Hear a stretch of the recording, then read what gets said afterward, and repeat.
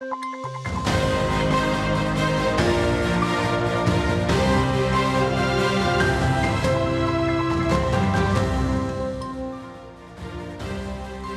Monsieur, bonsoir. C'est imminent, on devrait bientôt connaître la composition du gouvernement français. Le Premier ministre Michel Barnier a soumis hier jeudi sa liste de ministres au président de la République. Mais voilà, plusieurs noms font débat au sein du camp présidentiel, mais aussi du MoDem. De derniers ajustements sont encore en cours, donc, mais l'exécutif sera présenté avant dimanche. Et pour cause. S'il y a débat, c'est qu'il y a trop de personnalités LR et de macronistes qui dominent cette équipe présentée. Du coup, le Rassemblement national dénonce une émanation du parti unique. Et pour le nouveau Front populaire, l'alliance de la gauche arrivée en tête du second tour des législatives, c'est tout simplement une grande honte pour la France qu'un gouvernement de vaincus dirige le pays. Si la gauche et l'extrême droite sont aussi mécontents, difficile alors de se projeter sur la durée de vie de ce nouveau gouvernement. La motion de censure pourrait tomber plus vite que prévu. J'accueille pour le débat de ce soir depuis Paris, professeur Denis Pouillard, professeur de sciences politiques et également directeur de l'Observatoire de la vie politique et parlementaire. Bonsoir professeur Pouillard et merci de vous joindre à nous. Bonsoir. Avec nous depuis Caen, professeur de droit public à l'université de la même ville, professeur Christophe Boutin. Bonsoir et bienvenue à vous également dans Questions d'actu. Bonsoir. Et avec moi sur le plateau, pour avoir bien connu la France dans une autre vie, il est président actuellement, entre autres, de la Maison de la diaspora marocaine, Jamal Belharoche. Bonsoir. Bonsoir. Plaisir de vous accueillir. Partagez. Donc, un nouveau gouvernement sera présenté avant dimanche, mais pas pour aujourd'hui. Selon Matignon, le casting a été pourtant soumis hier au président de la République. Pourquoi il y a autant de débats? Professeur Pouillard. Alors, écoutez, je crois qu'on se précipite même un peu trop vite pour dire qu'il y aura un gouvernement avant dimanche. Oui, c'est effectivement ce qui a été annoncé à la fois par Matignon et par l'Élysée, mais je ne suis pas certain que l'on tienne la date de dimanche. Ça peut dépasser dimanche et être en début de semaine prochaine.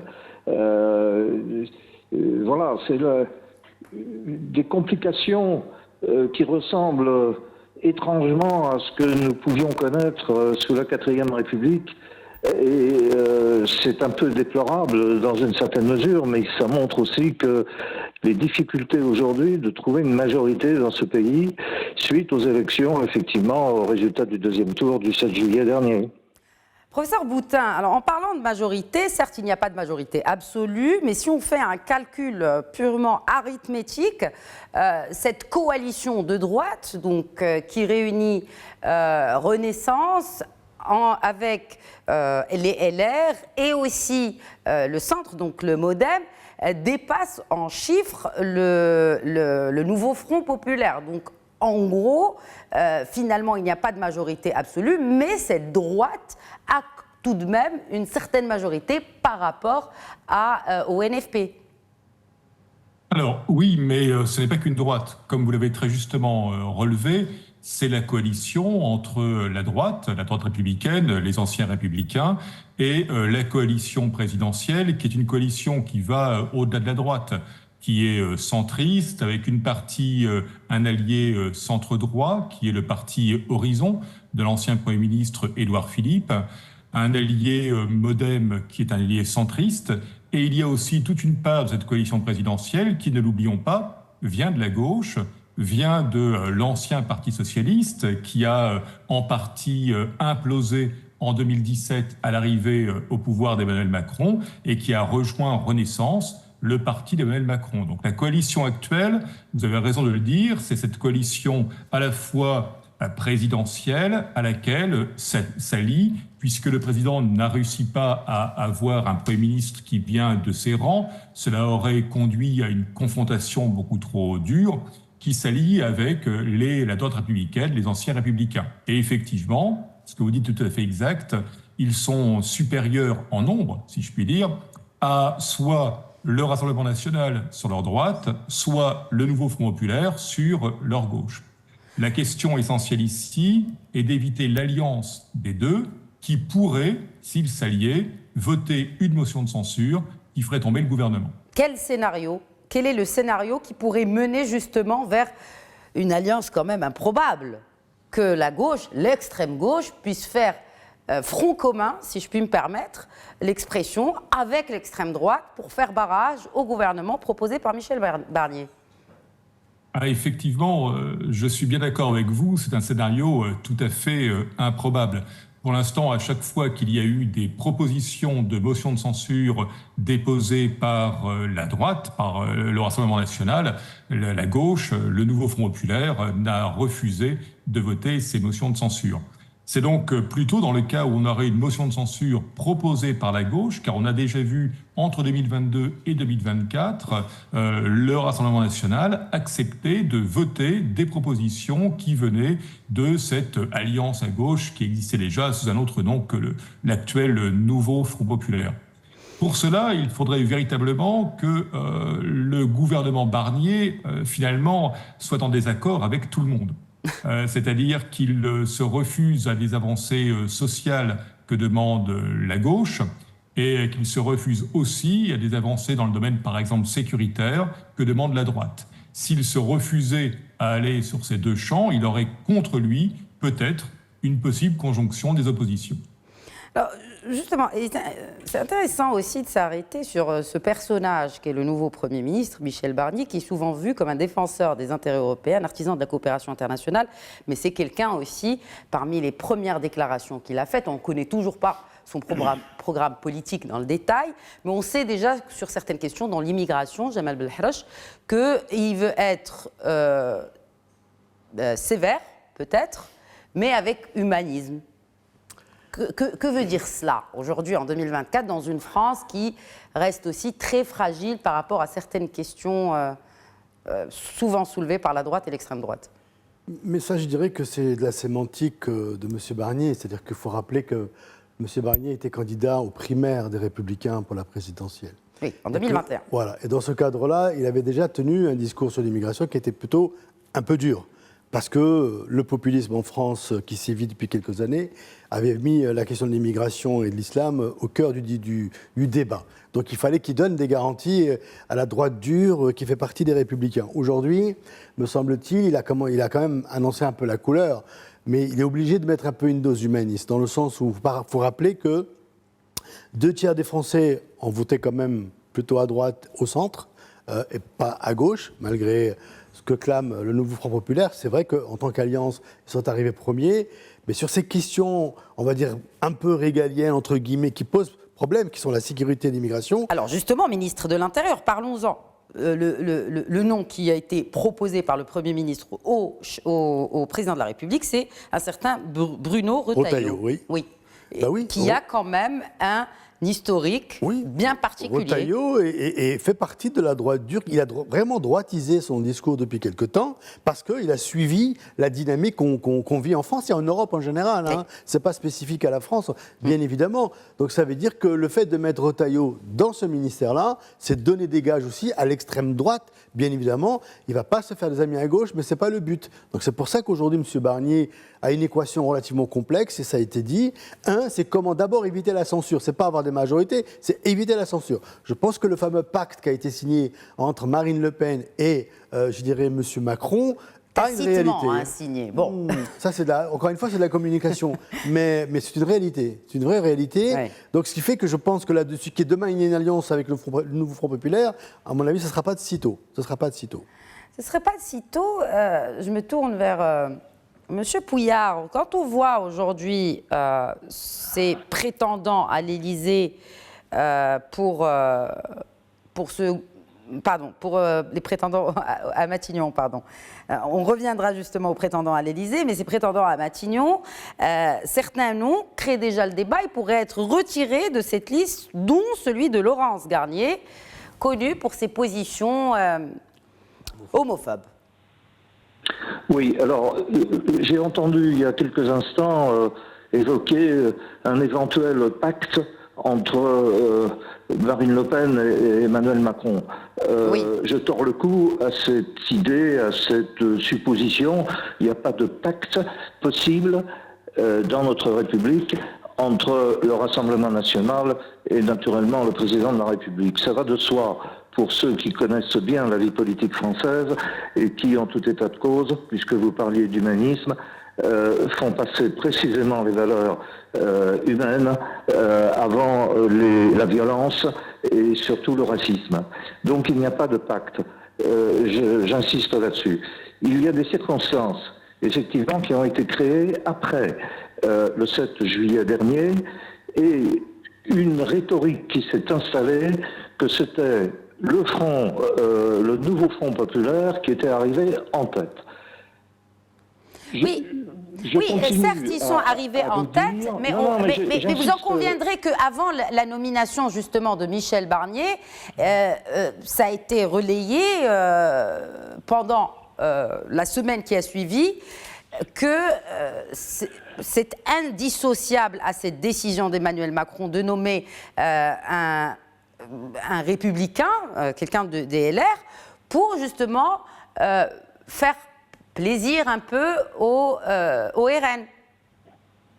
Non. Je pense que ça, c'est une déviation totale de ce qui a été présenté chez nous, d'ailleurs, en disant, finalement, sur les sujets de sécurité, etc., on va se mettre sous une tutelle, en quelque sorte, une surveillance du Rassemblement national. Il n'en est absolument pas question. La question aujourd'hui, et avant la nomination de M. Barnier, c'est qu'il y avait la possibilité d'avoir, mais c'est pas dans la culture française, la culture politique française. Mais c'est assez inédit dans l'histoire de la politique. C'est quand même inédit. Les épisodes qui se suivent, professeur Pouillard, les épisodes qui se suivent, si je peux me permettre de vous interrompre, mais les épisodes qui se suivent aujourd'hui, depuis la dissolution en juin dernier par le président de la République de l'Assemblée nationale, les épisodes qui se suivent montrent quand même que c'est inédit dans l'histoire de la Ve République, ce qu'on est en train de voir dans la vie politique française. Alors, ce qui est inédit, madame, par ailleurs à la Quatrième République, c'est que les députés de droite et de gauche, et particulièrement ceux précisément du nouveau Front populaire, sont redevables. Nous avons une Assemblée nationale où tous les députés sont redevables. Ils sont redevables précisément de l'action anti-RN et justifiée et qui s'imposait effectivement pour le deuxième tour. Les députés de droite et les députés du centre, du bloc central comme on dit, sont redevables effectivement non pas du désistement, mais du vote républicain de l'électorat de gauche. Et les gens de gauche, je pourrais vous donner des chiffres, parce qu'on a commencé aussi à faire des études sur le LFI ou le Parti socialiste, qui doivent leur siège nouveau ou de réélus, précisément aussi aux voix de l'électorat du bloc central. Donc c'est ça aussi la nature très particulière et inédite de ces élections depuis juillet dernier. Est-ce que vous pensez que si le nouveau Front populaire, ce nouveau Front de gauche, ce nouveau Front populaire, si ils avaient accepté, appuyé la proposition de M. Cazeneuve, eh bien on n'en serait pas là. Et on aurait eu justement un Premier ministre de ce Front de gauche. Tout à fait. Le communiqué du Parti socialiste au soir de l'entrevue entre Bernard Cazeneuve et le président de la République a été un communiqué fatal qui a arrêté le processus, qui aurait été un processus de coalition qui pouvait aller de LR et des députés LR authentiquement républicains, si je puis dire, jusqu'aux sociaux-démocrates. Et je pense que c'est précisément ce qu'attend le peuple français pour redonner un peu de... On parlait tout à l'heure d'humanisme, eh bien oui, de redonner effectivement quelques valeurs humaines à l'action publique. En parlant d'action publique, beaucoup de dossiers chauds. Donc, il n'y a pas que l'immigration, il y a aussi un budget à voter.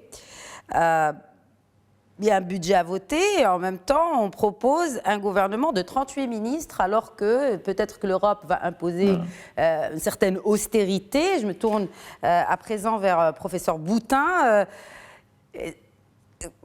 Comment on peut proposer un gouvernement de 38 ministres alors que le spectre de l'austérité plane sur la République française ? Oh, vous savez, les ministres ne coûtent pas si cher, je vous rassure, ce n'est pas eux qui pèsent énormément sur le budget. Alors, on peut vous répondre oui, mais au contraire. Après, on donne l'exemple aussi. Hein. C'est surtout pour l'image et puis pour voir qu'effectivement, on fait aussi des efforts. Si on demande au peuple de faire des efforts et à payer plus d'impôts, comme ça a été annoncé d'ailleurs par le Premier ministre, il faut aussi faire des efforts du côté de l'exécutif. Vous en conviendrez quand même. J'en conviens bien sûr, mais c'est essentiellement dans le nombre de membres du cabinet qu'on va agir en la matière, en limitant ce développement qu'on a connu les années précédentes, important en la matière. Pour le reste, bien effectivement, vous avez raison. De toute façon, l'Union européenne considère que le déficit de la France est un déficit excessif. D'ailleurs, le FMI avait évoqué aussi cette question, ce qui fait que la France va avoir un budget très contraint. La proposition budgétaire qui est sur la table est une proposition qui vise à ne pas augmenter le budget 2025 par rapport au budget 2024, et ce alors même qu'il y a une inflation. Donc on est bien dans une politique de réduction budgétaire, même si on n'a pas descendu. C'est le même budget identique, mais avec l'inflation, on y perd. Faudra-t-il convaincre les Français? Ça va être difficile. On l'a vu avec la passe d'armes qui vient d'avoir lieu entre Gabriel Attal, qui est maintenant l'ex-premier ministre, qui est maintenant le chef du groupe parlementaire de la coalition présidentielle à l'Assemblée nationale. Gabriel Attal a essayé d'avoir auprès de Michel Barnier un engagement qu'il n'y aurait pas d'augmentation des impôts, ce qui sera sans doute assez difficile à tenir. Les autres dossiers chauds, Jamal Belharch, et donc il y a cette question de budget qui est très importante, mais il y a d'autres dossiers aussi. Il y a les retraites. Il y a d'abord le pouvoir d'achat, qui est un vrai sujet pour l'ensemble des Français qui ne sont pas sortis de cette fameuse crise encore. Il y a la sécurité, il y a l'immigration, qui sont les trois points sur lesquels les Français feront. Après, bien sûr, il y a le dossier de la retraite, qui a été aussi un des points de désaccord dès le départ avec les candidats à la primature, notamment avec Cazeneuve, tous ces gens qui voulaient toucher à la retraite et la repenser, et que ça, c'était vraiment une ligne rouge pour le président Macron, à juste titre, puisque c'est quand même quelque chose qui a été mis en place, etc. Mais moi, je voudrais quand même revenir sur quelque chose, c'est que la question que vous posez sur le nombre de ministres, il ne faut pas oublier que la situation est véritablement inédite et que les fameux 38, c'est aussi pour gérer l'équilibre sur l'ensemble des forces politiques qui sont présentes à l'Assemblée nationale.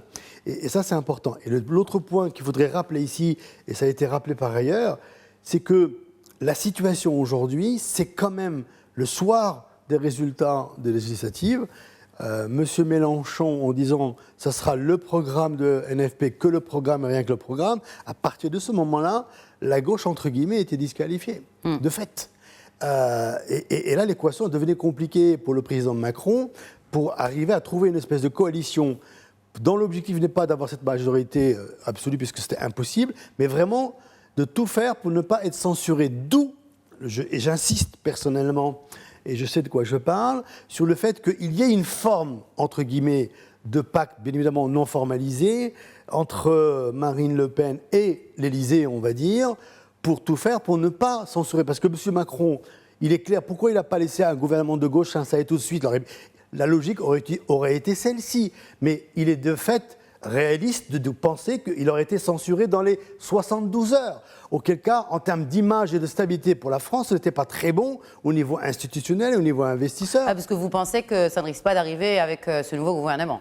Non, moi je pense que tout va être fait pour éviter la censure, parce que c'est important. C'est quoi tout? Mais attendez, mais d'abord, faire les deals qu'il faut avec les principaux partis politiques. Bon, déjà, il y a même les macronistes qui ne seraient pas contents par ce casting gouvernemental.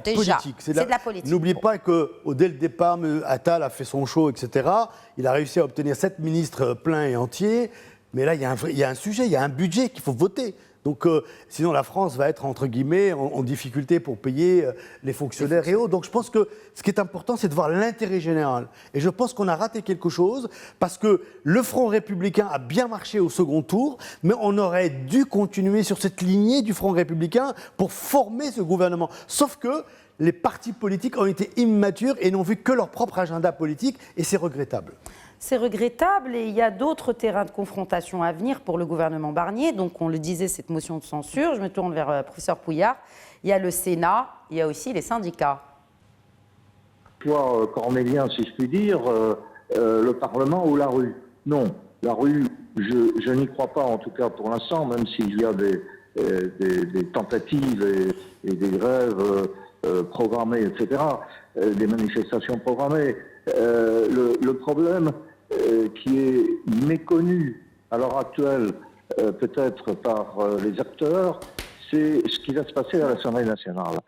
Vous veniez d'évoquer le problème du budget. Oui, les premiers textes qui doivent arriver, c'est d'ailleurs pas le budget ni la loi de sécurité sociale, c'est ce qu'on appelle les lois de règlement. Oui. Et donc, il ne peut pas y avoir de budget si on n'a pas voté les lois de règlement. Donc, ce sont les premières lois qui vont arriver.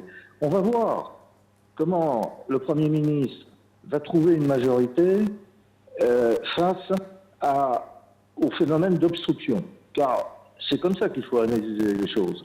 Sachez qu'à l'Assemblée nationale, pratiquement sur 11 groupes, il y en a 8 qui se sont déclarés d'opposition. Il ne faut jamais l'oublier. Et que nous avons cette particularité depuis la réforme constitutionnelle de 2008, c'est que le rapporteur général de la Commission des finances et le président de la Commission des finances sont tous les deux des partis d'opposition. Ouais. En tout cas déclarés comme d'opposition. Donc on n'y voit pas très clair. Il y a aussi, et c'est beaucoup plus grave pour le fonctionnement du Parlement, c'est la majorité de gauche du Front républicain qui se trouve au sein du bureau de l'Assemblée nationale. Or, au sein du bureau de l'Assemblée nationale se joue un certain nombre de scènes de la vie politique qui dépassent complètement à la fois le président de la République et le Premier ministre. Ces scènes de la vie politique, ce sont des commissions d'enquête. C'est, vous l'avez vu la semaine dernière, effectivement, l'acceptation du cheminement de la procédure sur la haute cour. On s'en ira pas très loin, mais en attendant, ça va passer déjà en débat devant la commission des lois, puis dans l'hémicycle. Mais il va y avoir aussi une commission d'enquête sur les pouvoirs publics. C'est inédit. Il n'y en a jamais eu sous la Ve République. Alors, le bureau va se prononcer là-dessus. Il y a aussi au bureau de l'Assemblée nationale des propositions de résolution en matière de droit international et qui ont déjà occasionné un certain nombre de conflits internes dans la précédente législature. Donc, la crispation, elle n'est pas uniquement dans la rue, elle n'est pas uniquement dans la recherche des majorités et de lutter éventuellement contre une motion de censure. Est-ce qu'il pourra échapper, ce gouvernement Barnier, professeur Pouillard? Il pourra échapper à cette censure, à cette motion de censure à l'Assemblée nationale? Est-ce qu'il pourra y échapper? Non, moi, il y avait 4 hypothèses avant sa nomination, 4 hypothèses de motion de censure, 4 scénarios possibles avec les composantes gauche, extrême droite, extrême gauche plutôt, extrême droite, bon, etc. Il y en a une 5e qui peut se profiler. Elle ne va pas se profiler d'ici le 31 décembre. Le gouvernement Barnier, il est fait pour mettre en place un budget et ça fait partie des urgences à l'heure actuelle. Mais après le 1er janvier 2025, les choses pourraient changer parce qu'il y aura des textes qui seront des textes qui vont être non seulement très animés, mais qui vont provoquer des crispations. Et c'est à ce moment-là qu'on verra des majorités à 289, c'est-à-dire des majorités de censure, qui peuvent être constituées à la fois par la gauche, par la moitié du groupe centriste, MoDem, et également la moitié du groupe Renaissance actuel. Et les 289 peuvent être effectivement atteints. Regardez les troubles déjà qu'il y a depuis hier au sein des groupes précisément de l'ancienne majorité présidentielle. Ouais. Il y a même un député qui a quitté encore ce matin le groupe présidentiel.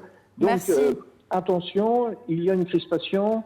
Les députés du bloc central ne sont pas tous prêts à accepter le langage de M. Barnier, le langage passé de M. Barnier, et pour savoir aussi ce qu'il veut. Et ça, on ne le saura que vraisemblablement le 1er octobre, lors d'une déclaration de politique générale, et pas avant. Oui, vous parlez de crispation, c'est le moins qu'on puisse dire depuis cette dissolution de l'Assemblée nationale et donc ces législatives. Et puis là, en attendant ce gouvernement qui devrait être annoncé, on le rappelle, avant dimanche. En tout cas, c'est ce qui a été annoncé par l'Élysée, mais aussi par Matignon et par le Premier ministre. Merci beaucoup, messieurs. Merci, professeur Pouillard, Denis Pouillard, directeur de l'Observatoire de la vie politique et parlementaire. Merci d'avoir été avec nous ce soir sur Média TV. Merci beaucoup. Et merci à vous également, professeur Christophe Boutin, professeur de droit public à l'Université de Caen. Merci d'avoir répondu à la question. Merci. Bonne soirée. À vous également, Jamal Belhroch. Merci beaucoup. Merci à vous. C'est un plaisir de vous accueillir à chaque fois. Merci de nous avoir suivis. Voilà, c'est la fin de Questions d'actu. Très bonne soirée à tous.